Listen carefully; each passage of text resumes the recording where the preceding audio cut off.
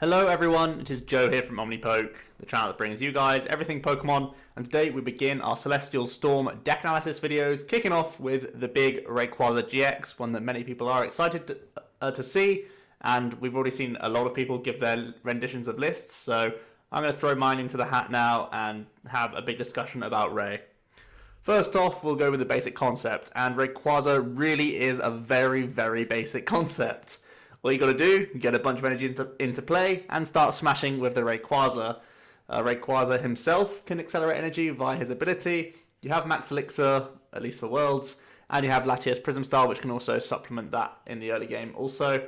And with all this energy on the board, that's what fuels Rayquaza's attack, so you're going to start getting big one-hit KOs, at least that's the theory behind it. The deck is really very simple. You're trying to motor through as quickly as possible with Acro Bikes, Ball Search cards, Oranguru, supporter cards. Rayquaza cycles the deck very thin early on. Once that deck is nice and thin, there's not much else you can get out of it. You just want to refill your deck with supporter cards like Guzma and other draw support, so that late on you're good against N and you're just going to be one-hit KOing from there. So very, very simple concept, trying to be aggressive and punish slow starts from the opponent as well as just hitting big numbers. So let's get straight into it. First of all, with the Pokemon, we're playing 9. Not a lot, but that's because we want to streamline our board to have as many Rayquazas on it as possible. Here is the new card on the far left, 180 HP Dragon-type basic, weak to Fairy, and has a 3 retreat cost. So it's pretty awkward to move out the active. We are playing high floatstone count, of course. And it has the ability Stormy Winds. When you play this Pokemon from your hand onto your bench during your turn, you may discard the top 3 cards of your deck. If you do, attach a basic energy card from your discard pile to this Pokemon. Now, this is an ability that, of course, you can choose to do. So there can be situations where you don't want to cycle cards. For example, if you already have energy in your discard pile, you may not want to do this. But you can only get the extra attachment if you do the discard. So in general, you want to be cycling with every Rayquaza that you play onto your board, because this is a free 30 damage. And not only that, you're getting a third of your way to attacking in the first place with your next Rayquaza. So you're pretty much always wanting to cycle Stormy Winds as soon as you find your Rays, and this is how we're going to build the board very early on. Try and find these quickly, get them stacked around, having these energy attachments flying all over the place from your discard pile. You pretty much have to shrug your shoulders and say, you know what, I could hit some bad cards here, but at the same time, getting this energy acceleration is too powerful, and we're going to try and build our deck so that we can recover some resources if we have awkward discards. Here is the big attack, Dragon Break for Lightning, Grass, colorless. It is 30 times the amount of basic grass and lightning attached to all your Pokemon in play. So as you can see, this has great synergy with its own ability, and we have elixirs and more acceleration with the Latias, which we'll go over in a second. So we're going to hopefully get a bunch of these Rayquazas set up and then just start swinging with the guy. So it's very similar to things like the Xerneas Break that we've seen previously, and the difference is this is the basic that has more hit points and it can accelerate on its own, so big upsides there. We also have Tempest GX. It's a single grass that allows you to discard your hand and draw 10 cards. This really helps the clunk factor. If you somehow have a dead hand, which is actually pretty rare with Rayquaza, and you're not able to Dragon Break, or even if you're able to Dragon Break but not for a knockout, you could instead just go for a Tempest GX play, dump your hand, try and get a fresh 10, and then try and hit your opponent harder the following turn. So this is really good if you happen to lead one of your Rayquazas, which is, fairly often because you play 4 copies and it's 4 of your 9 actual valid targets. So if the Rayquaza that you actually lead going second, you probably are going to go for a Tempest with it, because it can get you into more Rayquazas and stuff like that for the following turn for big one-hit KOs. And you're not too fussed if that active Rayquaza gets hit. So pretty good GX attack to use if you happen to lead a Rayquaza. And we only have one other GX attack in the deck. It is an important GX attack, but Tempest can get us out of funky hands, and that's a big helpful factor to know and to bear in mind when you're playing the Ray deck. You have a nice get out of jail free sort of GX attack to really help you from clunk, really. From there, we have our Prism Star Latias. 130 hit points is nice as a basic. Dreamy Mist for a colorless energy does 30, and you can attach a basic energy card from your discard pile to each of your basic dragon Pokemon on your bench, which is really awesome because, again, we're using these Stormy Winds to get not enough, or we'll get energy just for the Rayquaza itself to fuel its own ability to the fullest extent, but at the same time, we're fueling this Latias, and that means that we can get initial pokes on things for early damage, and at the same time we're accelerating multiple Rayquazas once again.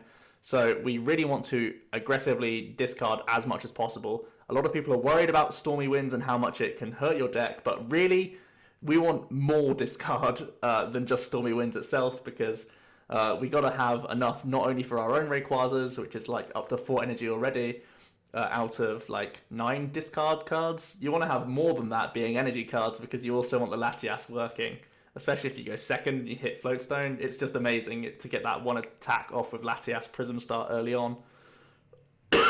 So we really want to cycle as much as possible with Sycamore, Acro Bikes, Rayquaza, and everything else in the deck. So really, really important cards. There can be games when you don't use it and you just go straight in with your Rayquaza, but for longevity, it's really nice to get one Dreamy Mist off during the game at the very least. It's a really good reload if you happen to get one hit KO'd by something random in the early game. From there, we're going to play 2 Tapu Lele GX, of course. Wonder Tag's amazing for us. Energy Drive is reasonable when you play Elixirs, and you're already trying to spam energy around your board, and it means that you don't have just one big Rayquaza sat on your bench that they can just easily pick off. You can spread your energy quite nicely. And of course it's in here for Wonder Tag, really. We are playing Mysterious Treasures, which has great synergy with Lele, as well as the dragon stuff that we're playing, so it just makes sense overall. From there, we're playing 1 Pheromosa GX. This offers a really nice out to Greninja, which could otherwise be a fairly awkward matchup. I think you're pretty reasonable against against Greninja already with Rayquaza. But this just means that you can win very easily by just donking in the first instance. Secondly, Cruel Spike with a Fury Belt is amazing pressure against them as well. And that's just really easy for you. Greninja's never going to be a hard matchup, which is always a nice thing to have. It's a good base to cover, and that's because this card is already very good in the deck because of its Beauty GX attack, which does 50 for each prize card your opponent has taken. So the big downside of Rayquaza is as they start to get knocked out, so does your damage. And Pheromosa is a really nice, cheap attacker, which can finish off the late game for you. And that's where Rayquaza does struggle. If 2 of your Rayquazas have gone down, it's very rarely likely that you'll be able to get a 1-hit KO with your 3rd Rayquaza. Whereas Pheromosa can come in and sweep the late game, which is very important for you. From there, we have Oranguru, just for that instructability. Allows you to draw until you have 3 cards in your hand. Personal favourite card of mine, to be honest. Really, really nice. It's also a non-GX attacker, the only one we actually have, really. Latias only doing 30 damage isn't going to do much against things like Hooper. Oranguru is really our only option, which is not a good option, but it's the only one we have. But it's mainly in here for its ability to help us draw into the last pieces that we need when we're being ended into a low hand size, because we are typically the aggressor in the matchups we play.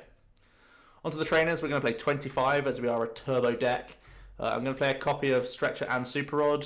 Both are valuable. I really like Stretcher for immediate access to Rayquazas for more damage output, which is a big deal if they do get thrown into the discard pile. Super Rod, however, of course, improves your Max Elixir odds if you have discarded a bunch of energy cards. At the same time, you can still recover important Pokemon cards. 2 copies of Palpad is a big decision in the Rayquaza deck.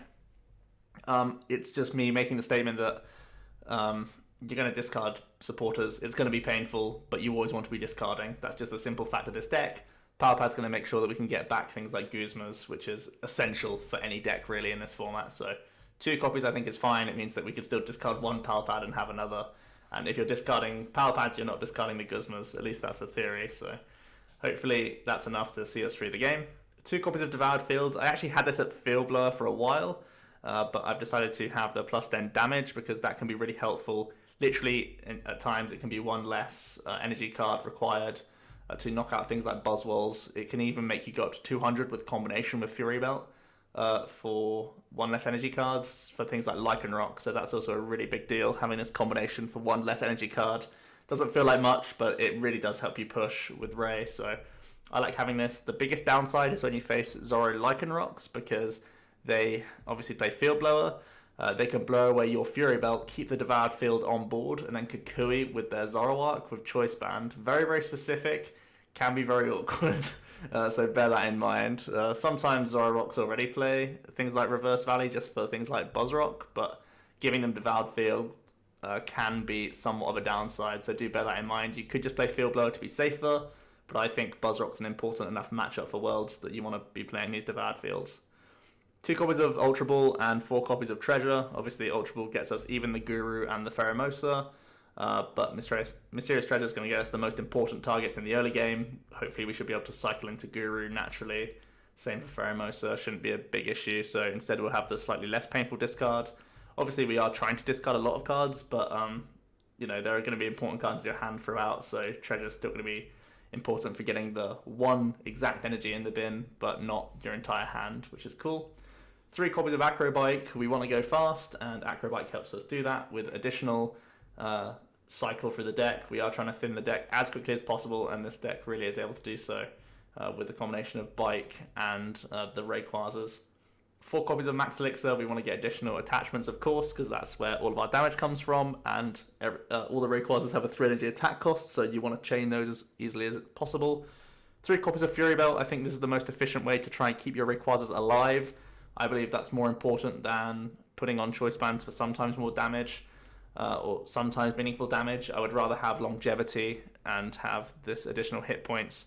It also means that you're less stumped by a Sylveon choice band combo. You now force them to also have Field Blower, and it feels like people are going to be adding in Sylveon to their Zoroark decks at the very least, and you're forcing more combo pieces. And if you're being aggressive with your Rayquaza, hopefully you're knocking out Zoroarks and making it hard for them to get this combo of all these cards all at once. The DCE, Sylveon, like Floatstone, Choice Band, Blower. That's like a big combo, especially if you're munching through their Zoroarks in an ideal world. So Fury Belt's going to help us against sort of counter cards in general and other one-hit KO decks, because they will be awkward otherwise, because it's so important to keep our damage on the board. So I'd rather just have the hit points overall.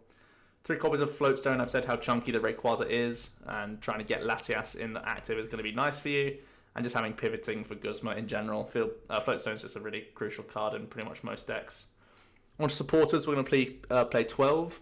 1 copy of Cynthia. I think it's less powerful and less aggressive than Sycamore, so I only want to play 1 copy, but it's a perfect Pal Pad target because our deck will be so thin that you probably don't actually want to put your Sycamores back in, which is quite funny. So I'm playing 1 Cynthia literally just to be a Pal Pad target, in addition to an extra supporter out. We're going to play 3 copies of N, still gives us some control. Oftentimes we're not drawing too much off of our own ends, but they are still a really crucial card.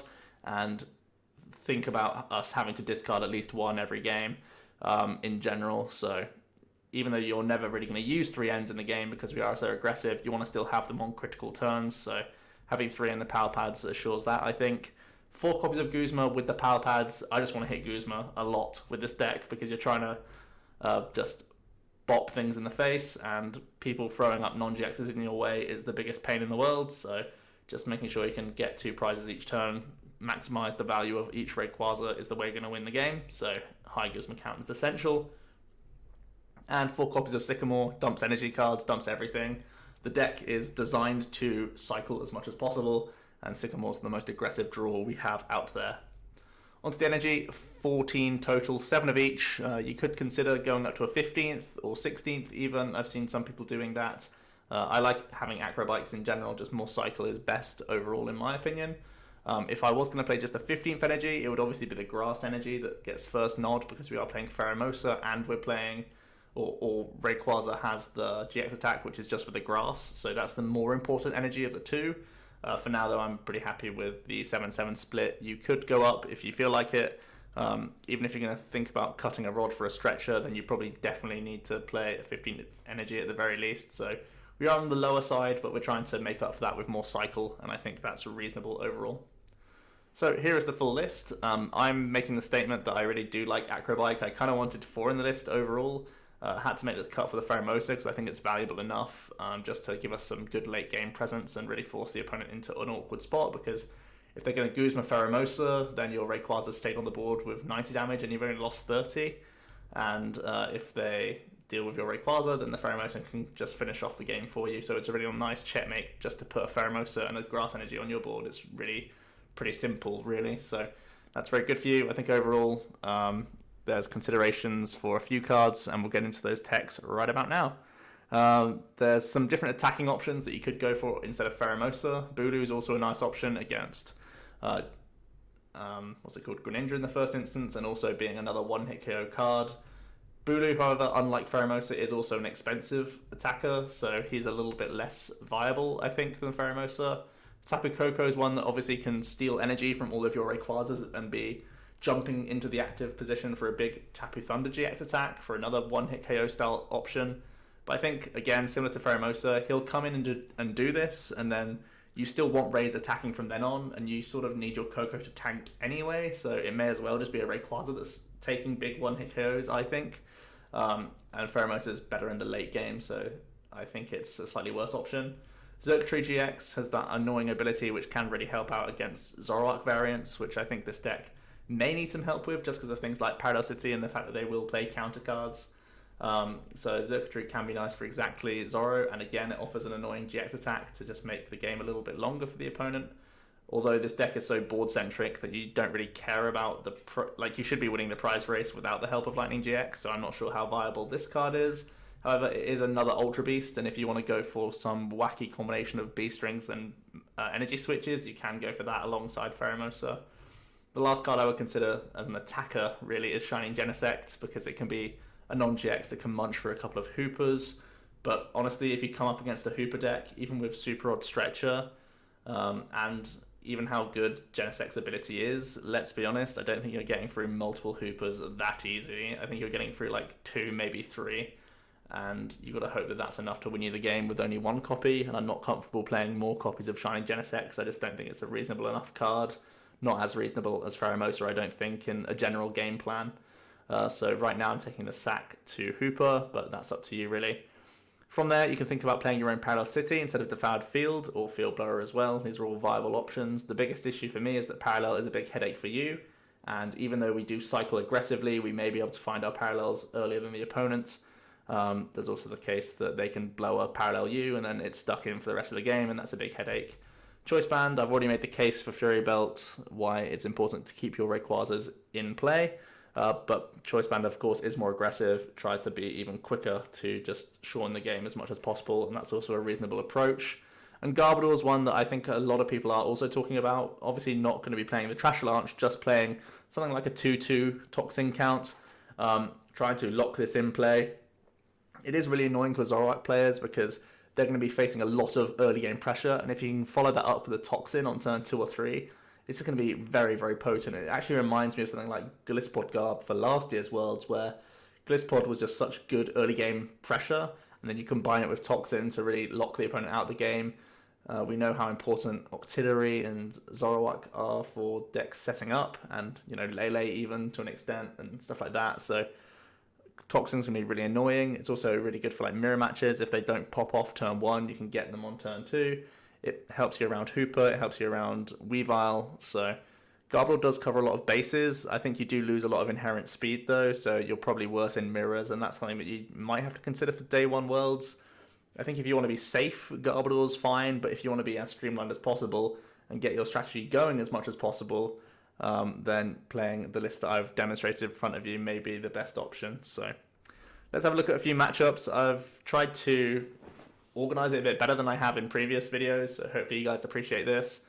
From our top 10 NAIC list, I think Zorogarb's the only real bad matchups I would consider.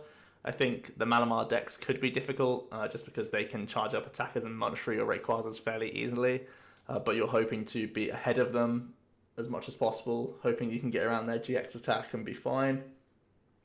I think the Zoroark variants should be reasonable. Zoro Lucario probably a little bit difficult because they can hit 190 quite easily and above that even. Greninja I think is fine with Pheromosa, not going to be a problem. Buzzgarb, if they're playing Rainbow Trash, that's going to be a bad matchup for you. If they're not, that should be fine. Buzzrock as well, I don't think it's a convincing win, but I think with the help of Pheromosa, again, really nice against like Lycanroc. It's a pretty good check to that card. Again, just attaching 1 energy to Pheromosa, such a big deal. So I think that's a really nice one-off to play in the deck. Similar for Zoroark. Yeah, I don't think the Zoro variants will give you a huge hard time. They'll always be difficult just because they can access their entire deck and find counters and stuff like that. But on paper, I think Rayquaza should be at least 50-50, if not above that, against them.